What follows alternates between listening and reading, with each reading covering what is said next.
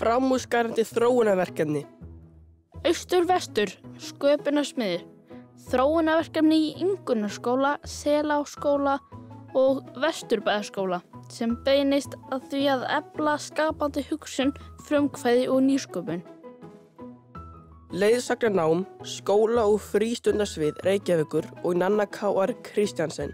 Þróunarverkefni eflingu námsmenningar sem stuðlar að aukinni ábyrgð nemenda á eigin námi. Vendikennsla í raungreinum, Gauti Eiríksson.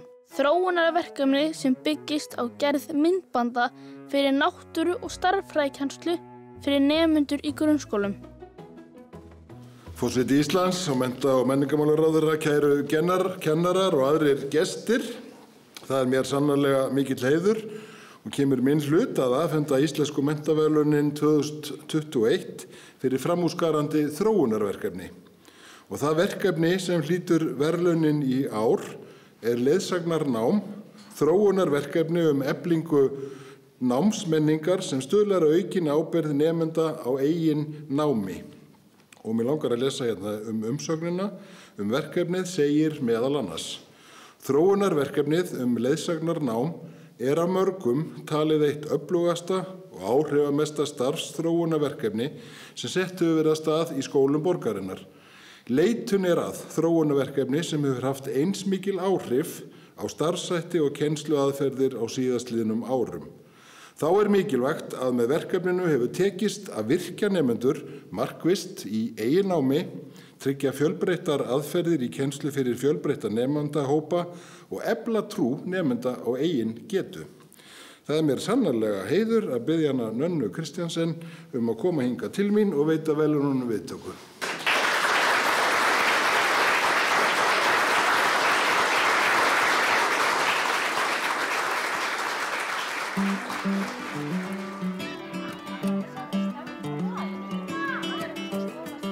Árið 2017 þá fór Reykjavík af stað með verkefni sem Nanna stjórnaði og bauð skólum að taka upp þessa hugmyndafræði.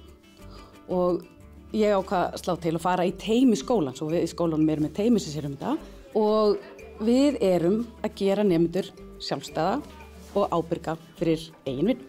Já, hún er alltaf mikill fagmaður og hefur alltaf verið og hún fylgir hlutunum eftir og það er það sem er svo flott við hana að hún fékk þessa hugmynd þegar við vorum að vinna saman að fara af fullum krafti í þetta og vinna að þessu með skólanum í Reykjavík.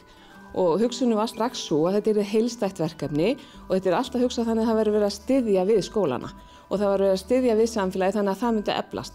Ekki það að það kemur bara einhver frábær kynning á einhverjum rannsóknum sem segja að við eigum heldur hvernig getum við raunveruleikanum framkvæmt þetta.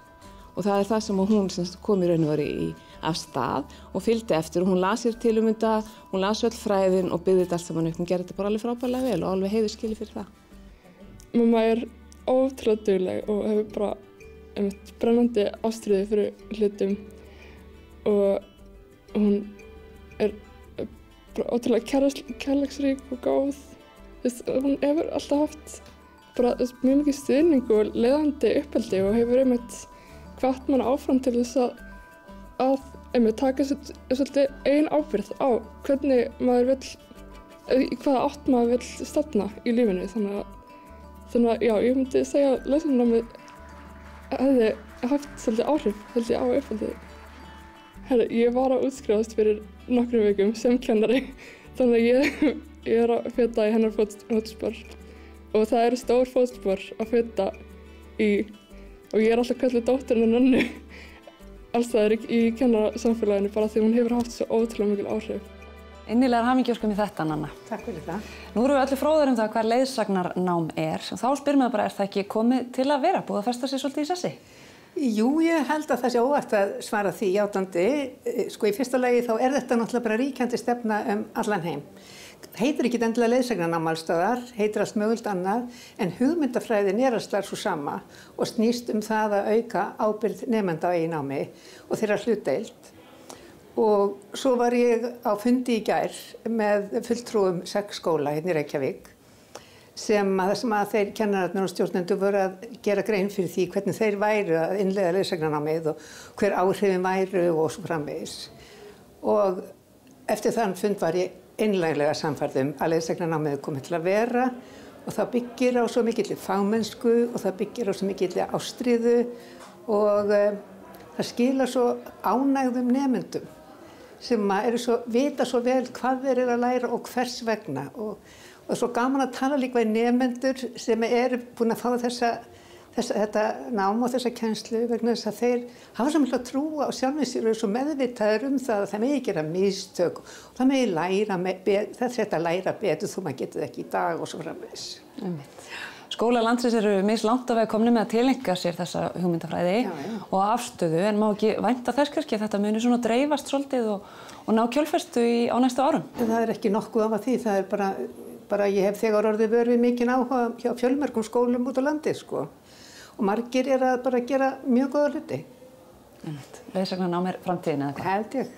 Það var svona. Ég þakka þér aftur fyrir spjallið og til hamingju með verðlaun. Takk fyrir.